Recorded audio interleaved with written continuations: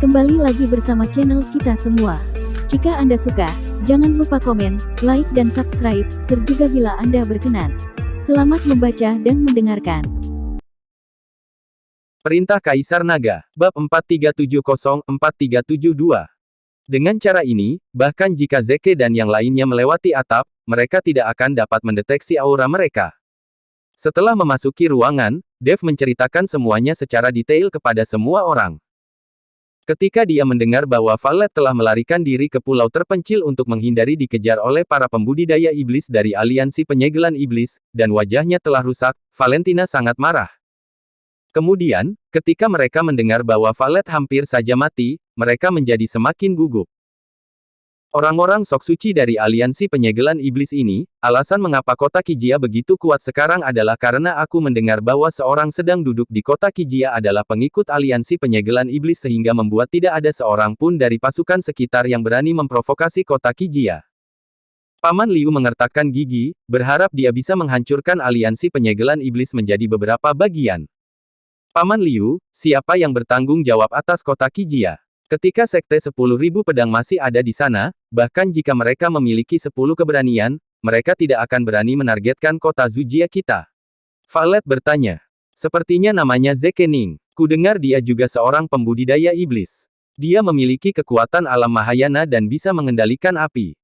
Aku mendengar bahwa beberapa waktu lalu, ada konflik antara sebuah sekte dan kota Kijia. Orang ini sendirian membunuh ratusan orang dari sekte lain dan memusnahkan sekte tersebut secara langsung. Dia sungguh sangat menakutkan. Ketika Paman Liu menyebutkan kalimat ini, dia jelas merasa sesak napas. Zeke. Ketika Dev mendengar nama ini, dia secara naluriah mengerutkan kening. Dia tidak menyangka bahwa Zeke begitu makmur di wilayah timur dan mulai mengendalikan kekuasaannya. Namun, kekuatan Zeke memang memiliki modal yang mengesankan di wilayah timur. Jika dia pergi ke wilayah lain, Dev khawatir Zeke tidak akan bisa mengantri. Apakah Tuan Chen mengenal orang ini? Paman Liu bertanya setelah melihat reaksi Dev. Dev mengangguk, aku tahu, Zeke lah yang sedang mengejar kami. Ketika Paman Liu mendengar ini, ekspresinya tiba-tiba menjadi sangat jelek. Kalau begitu ayo kita segera kembali ke kota Zujia secepatnya. Aku khawatir jika kita terlambat kembali, kota Zujia akan mendapat masalah. Paman Liu takut Zeke akan mengajak orang-orang dari kota Kijia untuk mengambil tindakan. Yulian, bawa mereka kembali lebih dulu. Aku ingin bertemu Zeke lagi. Aku akan membuat mereka membayar harganya kali ini. Dev berkata pada Yulian. Tuan Chen, bukankah terlalu berbahaya bagimu untuk pergi sendiri? Yulian berkata dengan cemas. Kita berdua bahkan bukan tandingannya, dan kamu sebenarnya ingin kembali dan mati sendiri. Valet bertanya dengan bingung ketika dia melihat Dev telah kembali. Mereka memukulmu seperti ini, tentu saja aku akan membalasnya. Kali ini tanpa kamu yang membebaniku, meskipun aku tidak bisa mengalahkan mereka, mereka tidak akan bisa menangkapku. Dev sangat percaya diri, dia ingin bertarung sendiri agar lebih fleksibel. Valet mengikutinya, yang sebenarnya membuat Dev agak tidak bisa menggunakan kartu trufnya. Kamu. Ketika Valet mendengar ini, wajahnya memerah karena marah. Dev selalu menganggap dirinya sebagai beban dan penghalang. Jika Dev tidak menyelamatkan nyawanya, Valet pasti ingin menendangnya. Entah itu karena aku membebanimu atau tidak, pasti akan sangat berbahaya bagimu untuk membalas dendam. Jika kamu bersikeras untuk pergi, bawalah benda ini bersamamu. Kamu juga tahu ilmu pedang, dan ilmu pedangmu sangat bagus. Ada banyak jurus pedang dalam buku rahasia sekte 10.000 pedang kami. Itu tergantung seberapa banyak kamu bisa memahaminya. Valet sebenarnya memberi Dev rahasia sekte 10.000 pedang. Ini. Dev bingung setelah menerima buku rahasia itu. Dia bukan murid sekte 10.000 pedang, jadi mengambil buku rahasia orang lain adalah ide yang buruk. Ini bukan untukmu. Kamu harus mengembalikannya kepadaku setelah kamu menggunakannya. Di masa depan, ketika sekte 10.000 pedang kami pulih, kami masih membutuhkan rahasia ini. Valet tahu apa maksud Dev, jadi dia berkata. Ketika Dev mendengar ini, dia menyimpan buku rahasia sekte 10.000 pedang dengan tenang, lalu pergi setelah menjelaskan beberapa patah kata.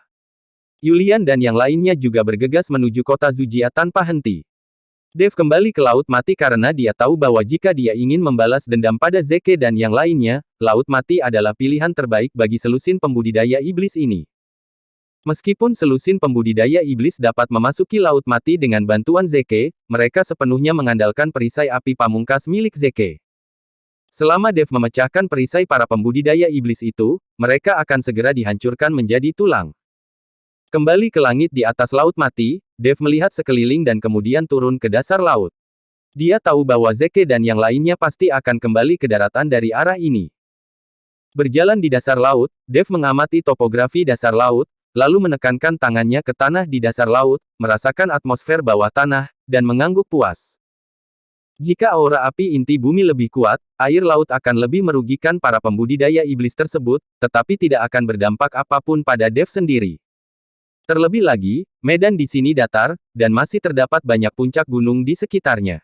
Lokasi di mana Dev berada saat ini, jika tidak ada air laut, akan sepenuhnya menjadi sebuah lembah. Dan beberapa dari puncak ini muncul dari laut membentuk sebuah pulau kecil.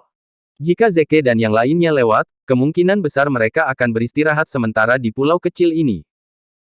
Bagaimanapun juga, terbang di udara dalam jangka waktu yang lama akan menyebabkan hilangnya banyak energi spiritual bagi para biksu, terutama setelah pertempuran baru saja terjadi, yang dengan sendirinya menghabiskan banyak sumber daya.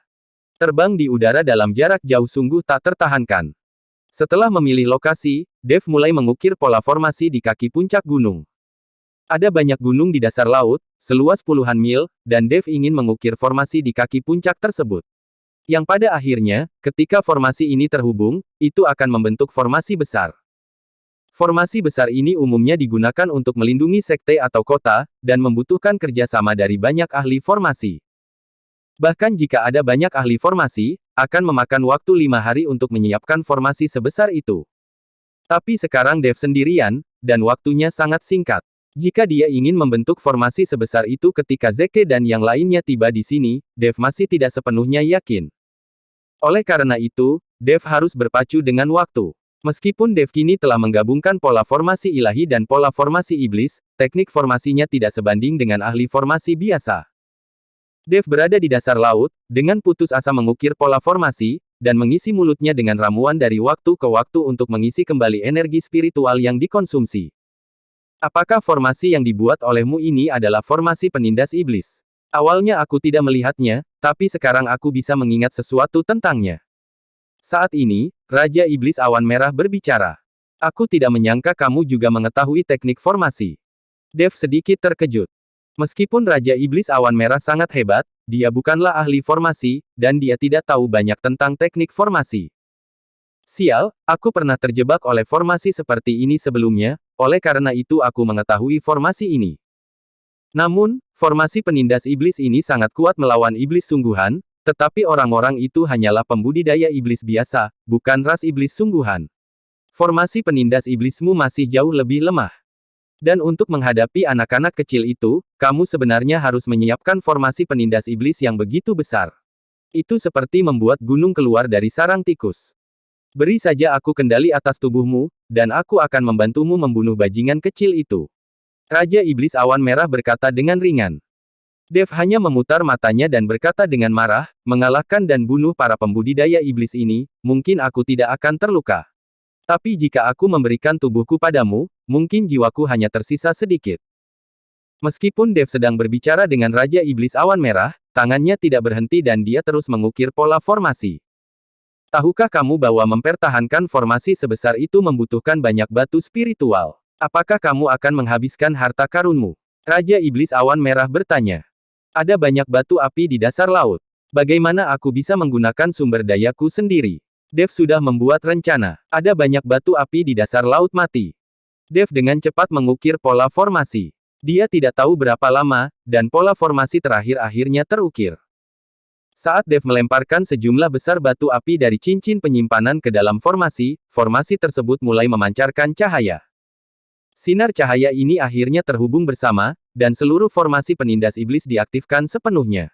Dan potongan besar batu api memancarkan cahaya merah, hampir menutupi seluruh formasi.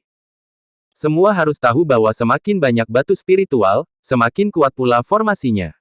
Kekuatan formasi tidak hanya ditentukan oleh kekuatan ahli formasi. Bahkan jika itu adalah formasi yang dibuat oleh ahli formasi senior, jika tidak dipelihara oleh batu spiritual, maka formasi ini tidak akan memiliki kekuatan. Tetapi melihat batu api di depannya, Dev tidak puas, karena dia tahu bahwa inti dari formasi itu haruslah batu spiritual terbaik. Bagaimanapun, dia menghadapi Zeke dan selusin pembudidaya iblis kali ini. Dev tidak berani ceroboh sedikit pun, dan dia tidak ingin membuat dirinya menyesal karena menghemat uang. Dev mengeluarkan batu putih pucat dari cincin penyimpanan.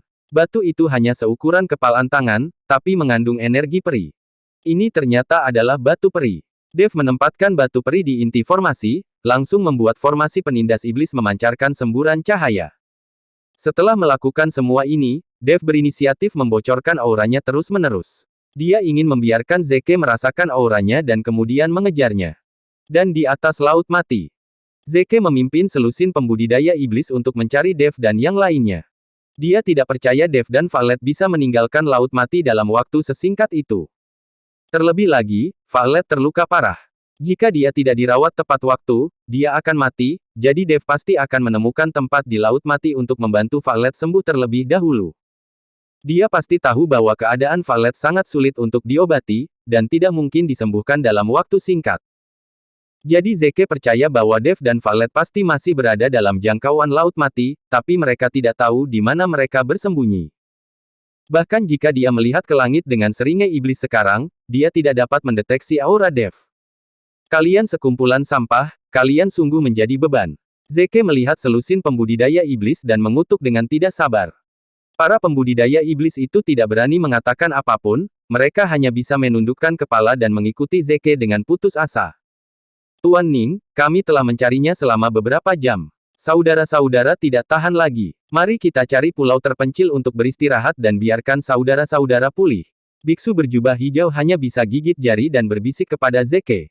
Tidak ada waktu bagimu untuk istirahat, tapi aku bisa membiarkanmu pulih untuk sementara. Setelah Zeke selesai berbicara, dia mengeluarkan kuali tungku dari tubuhnya. Kuali tungku ini hanya seukuran telapak tangan dan terlihat sangat bulat. Sisi kuali tungku sebenarnya berlubang, dan ada gumpalan asap merah yang keluar-keluar dari itu. Setelah asap keluar, ruangan di sekitarnya tiba-tiba menjadi sedikit panas. Ini adalah energi spiritual api pamungkas, yang sangat berharga. Jika kalian semua menyerap sebagian, kekuatan fisik kalian akan segera pulih. Zeke berkata dengan dingin. Ketika selusin pembudidaya iblis mendengar ini, mereka segera berterima kasih kepada Zeke, dan kemudian dengan rakus mulai menyerap energi spiritual api pamungkas. Benar saja, setelah energi spiritual api pamungkas memasuki tubuh, selusin pembudidaya iblis ini semua merasakan perasaan lega di tubuh mereka, dan perasaan lelah pun hilang. Tuan Ning, energi spiritual api ini memang bagus. Bisakah kamu membiarkan kami menyerapnya lebih banyak? Biksu berjubah hijau bertanya dengan penuh semangat. Bersambung.